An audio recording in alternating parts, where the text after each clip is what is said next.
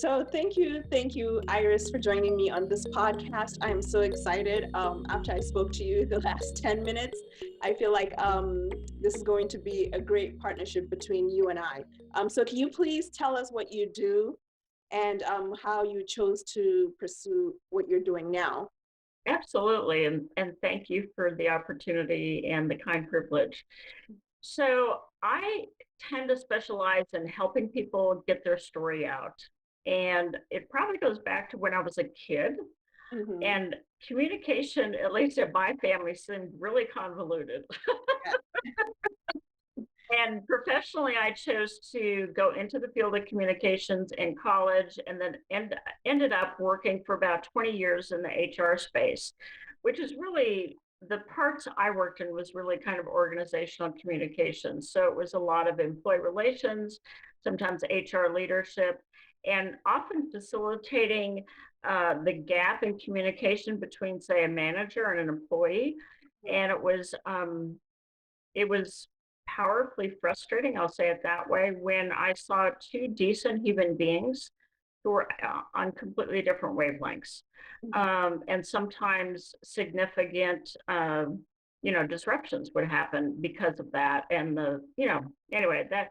So as I continued, so I spent time working in HR in small organizations that were as small as 300 or 400 people, in the healthcare space to medium organizations at 2 to 3 thousand, and then also in large organization, American Airlines, which I think at that time had 120,000 people, and did things like recruit, um, work with labor grievances, served on a labor negotiations team, Mhm. and HR leadership and directorship. So coaching a lot of individuals, both leaders and employees, on different, I'll say, complex problems. Mhm. And in the last several years, I've really focused my business around, you might say, deciphering that communication and helping either someone in a job search, or usually what's more often the case right now is helping business owners get their message out to their ideal client. Mhm. So I've spent about 7 years in the marketing coaching space. And in the last several years, or 2 to 3, have done a deep dive into LinkedIn for business owners. Mhm. So what I do is really help people usually find their clients, especially if they're on LinkedIn, and craft their message, help them get found, connected, and understood in meaningful ways so that they can grow and scale their business. Mhm. Wow, that's amazing. This is, I would say that you have a lot of experience with human behavior then, since you worked for HR, and which is good. Now more than ever, we need to be able to relate to each other. I'm sure that while working for HR, you recognized how minor disagreements can escalate into something that's bigger. And those are the gaps that we want to close. We want to be able to close those gaps between something that could just be fixed with just people communicating with one another, which also I noticed is an issue for human beings because I have this issue too. I struggle a lot with communicating, which is just something that solves a lot of issues. And what would you say is a common factor, like when you're dealing with people, and how do we merge those behavioral gaps between cultures? Great, great. You've asked one of those massive questions. So let me attempt to bite off a little piece of it in my answer. Yeah. So a lot of it comes, even working across different size organizations, it really came down to, as you said, human behavior, and humans are just humans all over. Mhm. And what it often is it's we have a default. I'll say it this way, and this ties into, I'm certified in DISC and some other personality assessments. And when you have the self-awareness of how you prefer to show up, what your motivations and concerns and fears are, and oh yeah, that's me, that concerns me, or this is what I try to do to minimize problems, da, da, da, da. And then you realize, well, there's 75%, so to speak, of the rest of the world that does those things from a very different angle. Mhm. Because I think probably if you had to say what the number one thing is in those the human condition of not connecting or not kind of getting across or having the right vibe with someone that you're attempting to, whether it's someone in your family, a parent, a child, a partner, you realize, oh, they're coming at it from that angle. And that's why everything disc is my favorite tool because it tends to put a little bit more emphasis on understanding the other vantage point, or that's the way I see it. And kind of user friendliness. I do remember doing a manager training a few years ago, and one of the comments, and it's not just the only time it happens consistently, is like, oh, now I know why I drive my partner crazy because she values this and I do this. Or once a supervisor says, oh my gosh, now I know why at the end of the uh, meeting I called at the last minute when they had 20 minutes notice to show up, Mhm. that when the employee was clocking out for the day, they gave me the idea I asked for in the meeting 2 hours earlier because they don't think on the spot. They're going to Mhm. give me the idea that occurs to them, but they have to percolate. Mhm. Their idea has to percolate for them to share it. And Yes. they're like, I've been driving that person crazy. So it Mm. helps us take control of what we're in charge of, which is how we communicate. Mhm. That's a bit of a long answer, but I think the that the awareness of someone is in a different space. And if you assume they're acting the way they're acting because that if you were to act like that, your motivation would have to be fill in the blank, Yes. you're probably wrong. They're Mhm. acting like that because their motivation is maybe getting it done. I tend to be motivated. Let's do it once and let's do it, really on point. Other people's motivation is, hey, let's make a decision. If we don't like it, we'll change it tomorrow. Well, for me, that just doesn't compute. Now I have the awareness to go, oh, okay. And then I think one of the profound pieces to add to that is out of Brene Brown's work, which is assume good intent.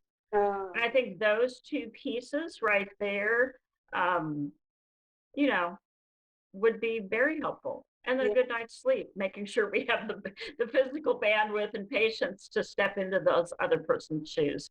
Mhm. It's easy to say, it's hard to do.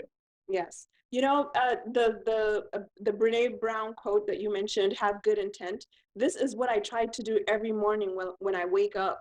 I try to be like, okay, how can I approach the people that I see with such good intent without, without wanting reciprocity, which is kind of hard for me because for me, when I'm kind to people, I want people to be kind to me, but I have to understand that not everybody comes from that point of view. And that point of view can only serve me because it helps me sleep well at night. So that's a very, very powerful quote right there. And I hope that people listen and they understand where it's coming. And like they try to decipher or sit in the quote by itself and decipher it for themselves. Um, Yes. Can I add one thing to that? Because sure. I really want to piggyback. Just a real life case scenario happened about 2 days ago. Someone I know had spoken to someone she's very close to, and she said, "Well, let's get these matching gifts, and then the holidays we'll have these things that match." And the other person responded and said, "Well, we're not that close." The person who was speaking to me said, "What do what is she's hurting my feelings. But I thought we were that close." And I said, I think she's actually saying that now you're geographically distinct. So you couldn't wear them together like you did last year. And she's like, really? So I got to kind of suggest that that person put that into action, assume good intent. She Mhm. meant we're not physically together, so it wouldn't be the same vibe as it was last year. Mhm. And the person who's brought it up to me said, I'm hurt. I thought we were that close. And I Mhm. said, well, you don't know. You could ask. But that my read is that she probably just meant, it wouldn't be the same. You wouldn't be sitting next to each other in your pajamas watching Hallmark movies. And that Yeah. was what was so fun last year when you wore the matching things. Anyway, assuming good intent, I think is powerful. Yes, it's powerful because it has a lot to do with your perception of things. If your perception is okay, I want the best for this person, then you can overlook the flaws in people. Yeah. So I really do want us to work together, and I hope that this is the start of something new because you are a wealth of knowledge, and I'm so glad that I reached out to you because when I first met you, I think a couple of days ago, you were talking about how your business is, with the intention of your business is to help people scale, and I'm like, okay, I could possibly use that because I'm still starting, I'm still learning the path. So, where do you see your business from now? I know that you've done a lot in your life, which is commendable. Where do you see yourself going down in the future? Well, thank you. And sometimes I say, yeah, I feel like I've lived about 4 or 5 lives professionally. And I guess I have. But anyway, so I've developed a bit of a subspecialty in LinkedIn for business owners. So something I do there, and particularly, although not all my clients are there, but I help scale so I can help more people with less expense. So I do certain things in a group membership, some group classes, 6 weeks from questions to confidence on LinkedIn, because I find LinkedIn is often an overlooked space. It's no longer really like for networking, only for job. A lot of business happens there, and there's 15 times more, I'll say, business content impressions than there are even job postings. Mhm. So if it's a tool that's overlooked, I think that's a way to help people get their message out there in today's world that is um, easy to overlook. Yes, yes. Well, I wish you the best of luck, and I hope that this is the start of something new. So, thank you for joining me on here on this podcast, and I look forward to talking to you soon. All right, Hey, bye. it was a privilege. Thanks so much, Aisha. Mhm. Bye. Bye.